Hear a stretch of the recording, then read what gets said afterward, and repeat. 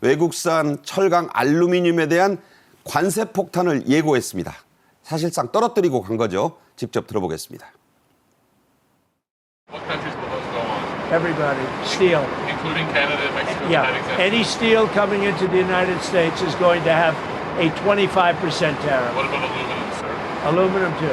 10%? What's 10, no, 25%. 25 for aluminum as well? 25 for both. 트럼프는 일기 집권 때도요, 철강과 알루미늄을 타겟으로 쿼터제라는 걸 실시한 바 있습니다.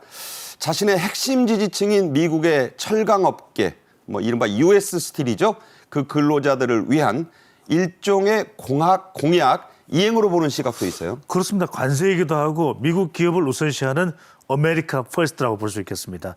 트럼프 일기 때도 사실 이 관세가 또 쿼터제가 도입이 됐었거든요. 그 내용을 보면 이제 철강 수출 쿼터제입니다. 1년에 철강 263만 톤까지는 무관세로 수출할 수가 있고요. 263만 톤 초과 물량에는 25% 관세가 부과됐었는데 일기 때도 그랬었는데 철강은 25%였고요. 알루미늄은 10% 관세였는데 우리 같은 경우에는 이제 쿼터제를 선택을 해서 수출을 한 바가 있었습니다. 그때도 우리의 이 한국 철강업계는 상당히 또 비상이 걸렸었고 우리에게는 큰 부담이 됐었는데 이번에도 이제 이 부과가 된다면 우리에게는 큰 타격이 될 것으로 보입니다. 앞서 이제 박영국께서 말씀하셨던 대로 철강 알루미늄의 고관세는 바로 미국 안보도 있고요. 또 US 스틸도 있습니다. 얼마 전에 일본 제철이 US 스틸을 인수하겠다고 의도를 내비치자 그렇죠. 지분 투자는 가능하다. 오케이. 하지만 절반 이상 투자하는 것은 안 된다. 그러니까 US 스틸은 미국의 자존심이라는 거예요. 그렇죠. 그래서 이런 관세를 통해서 US 스틸, 미국 기업을 살릴 수 있을 것이다. 이렇게 판단하고 있습니다. 네, 당장 포스코 그리고 현대제철 등은 발등에 불이 떨어진 상황이죠. 우리 철강업계가 가장 걱정하는 상황은 뭔가요? 그렇습니다. 결국 미국과 중국의 이중 파도 속에서 샌드위치 신세가 되지 않는가 이런 지금 걱정이 나오는 것 아니겠습니까? 얘기하신 것처럼 지금 철강 업계 같은 경우에는 지난 그 미국과 관련해 가지고 관세를 면제받는 대신에 일정 할당량 쿼터제를 가지고 왔었는데 이제는 쿼터제도 없애버리고 거기에 플러스 관세까지 25% 하게 된다고 하면은 대미 수출에 상당한 타격이 되지 않을까 그런 걱정이 있는데 실제로 한국의 포스코와 현대건설이 전 세계에 수출하는데 미국 비중이 한 13% 정도 육박하는데 여기에서 25% 세금이 붙어버리면은 그만큼 미국 시장에서의 가격 경쟁력이 뚝 떨어지는 건 아니겠습니까? 그렇죠. 거기뿐만 아니고 지금 중국산 같은 경우에는 최근에 중국도 기술력이 상당히 높아지면서 중국의 저가 밀어내기 수출 공세에 있다 보니까 미국의 어떻게 보면 트럼프를 통한 관세 어떻게 보면 파도 그리고 중국산 저가 어떤 수출 공세 양측 파도 속에서 우리가 어떻게 항해해 나갈까 이것이 문제가 아닌가 싶은데요. 우리나라 어떻게 보면 포스코라든가 현대제철이 굉장히 큰 어떻게 보면 마켓 쉐어를 가지고 있는데 결국 이런 식으로 어떻게 보면 미국의 관세 전쟁이 되면은 글로벌 철강 업체가 이른바 치킨 게임에 들어가는 것이 아닌가 상당히 우려되는 상황인 것 같습니다. 네, 치킨 게임이라는 게 여러분 아시다시피 그 배짱 싸움이죠. 철로 위에 누워서 먼저 일어나는 쪽이 지는 그것을 미국에서는 치킨 게임이라고 합니다. 겁쟁이를 치킨이라고 하죠. 철은 산업의 쌀이란 말이 있습니다. 박정희 전 대통령이 했던 유명한 말입니다. 그 이유는 철강 관세가 미치는 파급 효과가 그야말로 엄청나기 때문이죠. 그렇습니다. 가격 경쟁력 때문입니다. 철강에 관세를 부과하면 그 여파가 국내 자동차 가전업체로 확대됩니다. 아니, 무슨 이야기야 이렇게 생각하실 텐데 우리 전자 이 제품 공장 그리고 자동차 공장이 미국에 있습니다. 다 아실 겁니다. LG전자, 현대자동차. 그런데 이 공장들이 한국 포스코로부터 철강을 수입을 해서 이제 자동차 또 전자제품 세탁기 등을 만들게 되거든요. 그렇죠. 냉장고 등을.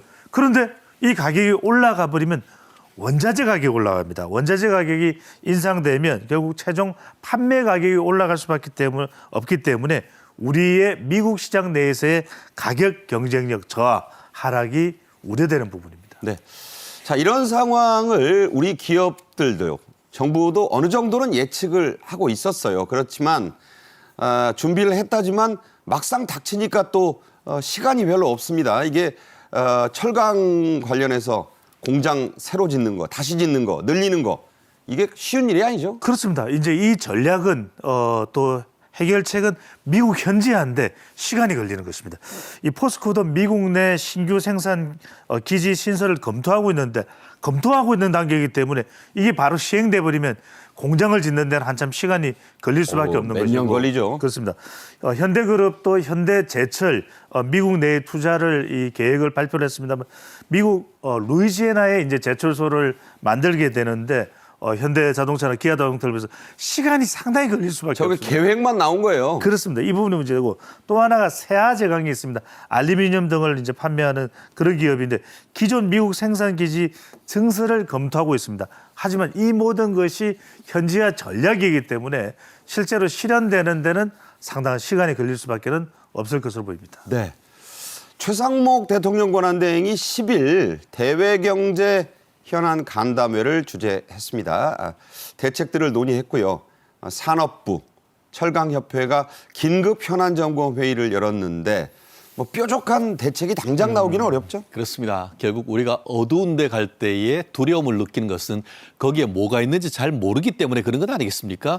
좀 전에 말씀하신 것처럼 트럼프 대통령이 25% 철강과 알루미늄에 대해서 이 관세를 매긴다라고 했는데 그것은 굉장히 총론적인 얘기만 있지 강론에 들어갔을 때 구체적으로 어떻게 들어가는지에 대해서 아직 알려진 바가 없다 보니까 그렇죠. 그에 대한 어떤 대응을 세우기도 상당히 어렵다라는 문제가 있지 않습니까? 그렇죠. 그러다 보니까 지금 최상목 대통령 권한대행 같은 경우에는 지난 10일 대외경제 현안 간담회를 해가지고 대응 방안을 논의하고 있는데요. 실질적으로 지금 우리가 뭐 관 뭐 이렇게 얘기하듯이 우리가 관으로서는 산업부 그리고 민으로서는 철강협회가 같이 모여가지고 긴급 점검 회의도 하고 있는데요.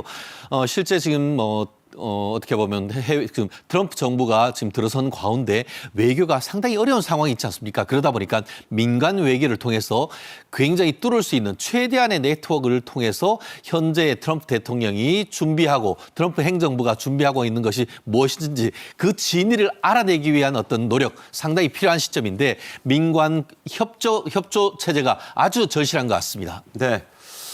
정확한 정보를 알아야 됩니다. 그래서 여러 가지 로비 업체도 고용하고 했다지만 지금 우리 정치 상황 때문에 이시바 시게루는 가서 뭐 아부에 황금색 뭐 사무라이 투구도 주고 뭐 지금 우리는 그럴 수가 없잖아요. 참 딱한 상황에 지금 우리는 처해 있습니다. 철강과 알루미늄의 고관세는요. 유럽에도 반발과 타격을 지금 일으키고 있습니다. EU 집행위가 당장 강력히 반발하고 나섰죠. 그렇습니다. 무역 전쟁, 관세 전쟁이 될 것으로 예상이 되고 있습니다. EU 집행위는 트럼프 대통령의 고관세, 불법적이고 경제적 역효과를 초래할 것이라며 격앙된 반응을 보이고 있습니다. 프랑스 외무장관은 2018년 바로 트럼프 대통령 집권 1기였습니다. 이때도 대응했다. 이번에도 대응할 것이라고 이야기를 하고 있는데 상당히 감정적 반응입니다. 맞서겠다는 거예요. 그렇습니다. 숄츠 독일 총리는 우리는 EU로서 유럽연합의 하나로서 1시간 안에 조치 가능하다. 이 1시간이라는 의미는 보복 관세한다는 의미입니다. 우리도 즉각하겠다 이거예요. 그렇습니다. 네. 그런데 좀 호주는 달라 보입니다. 호주 총리는 24시간 안에 트럼프 대통령과 통화해서 관세 면제를 요구하겠다. 그러니까 호주 총리는 좀 방법이 다릅니다. 트럼프 대통령과 이 전화 통화를 통해서 뭔가 협상을 해서 면제를 또 관세를 좀 없애는 그런 방향으로 좀 해결책을 시도해 보겠다.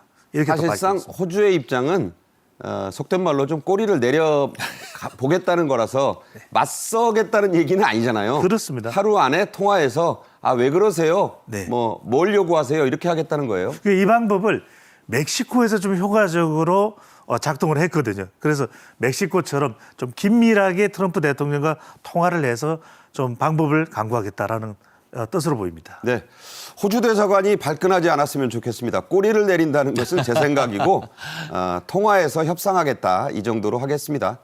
자, 우리로서는요 보편 관세뿐 아니고 트럼프가 요구하는 이른바 상호 관세, reciprocal tariff라고 합니다. 서로 이게 또 큰 문제입니다. 곧 발표한다죠? 그렇습니다. 지금 그 11일이나 12일에 상호 관세를 발표할 계획이다라고 하는데요. 아까 얘기한 것처럼 그 25% 철강에 대해서 일률적으로 한다. 예외는 없다라고 해놓고는 또 그런 구체적으로 들어갔더니만 이것은 상호관세. 한마디로 우리가 관세 청구하면 나도 당신들한테 청구하겠다라고 했다는 것은 예외 없이 25%다 얘기가 하겠다는 것과는 또 사뭇 결이 다른 것 아니겠습니까? 개별적으로 협상해 보자는 거죠. 그렇죠.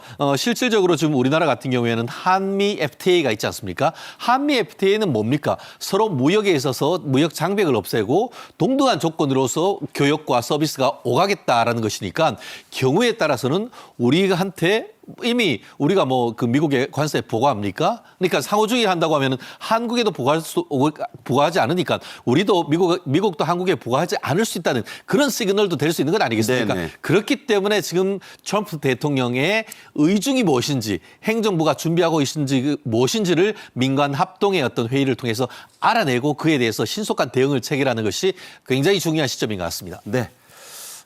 알아야 뭐라도 합니다. 교류의 끈이 중요합니다. 인맥이 중요한 이유가 바로 이런 겁니다. 자, 이런 트럼프발 관세 폭탄에 가장 큰 피해를 보게 생긴 우리 산업 걱정들이 많죠. 어떤 분야들인가요? 중간재입니다. 왜냐하면 우리는 주로 이제 완성품은 인건비가 많이 들기 때문에 제조 조립에 주로 이제 미국이나 현지나 아니면은 동남아나 이렇게 나가 있는데 바로 이 중간재입니다. 이 자동차 또 일반 기계, 반도체, 자동차 부품, 이 컴퓨터가 대미 10대 수출 품목이거든요. 반도체 부품 저게 이제 중간재죠. 그렇습니다. 바로 이런 대미 10대 수출 품목에 들어가는 이런 제품들이 쭉 이제 중간재가 되는데 제품을 만드는 중간 과정에 쓰이는 재화, 보통 가공을 거친 제품을 이제 지칭하는 건데 2024년 우리가 대미 수출 역대 최대였습니다. 네. 1278억 달러인데 그중에서 가장 많은 금액을 차지하는 것이 앞서 그래프에서 보셨듯이 반도체와 바로 자동차입니다. 근데 이제 특히 이제 2024년 대미 수출액 중에서 중간재가 과반입니다. 이건 왜냐하면 우리가 중간재를 현대자동차, 기아자동차의 포스코가 철강을 제공해주고 또 LG전자, 또 LG엔솔 이 현지 공장에 중간재를 제공하는 것이거든요. 그렇죠. 바로 이런 부분이 상당히 큰 타격. 또 멕시코에도 관세 매기죠. 캐나다에도 관세 매기기 때문에 이를 통해서 위에서 미국으로 들어가는 우리 중간재가 상당히 큰 타격을 입을 것으로 보입니다. 네.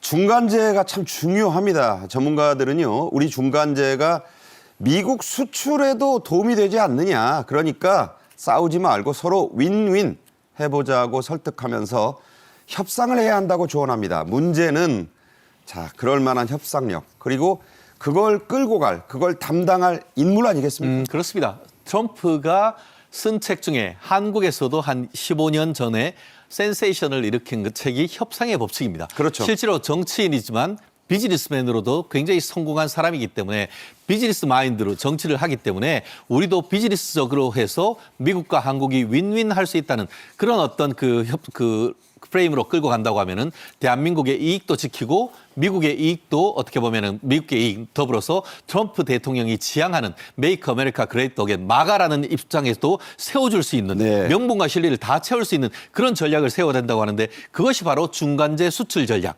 한마디로 미국 같은 경우에는 왜 아까 철강에 관세를 부과하려고 하죠?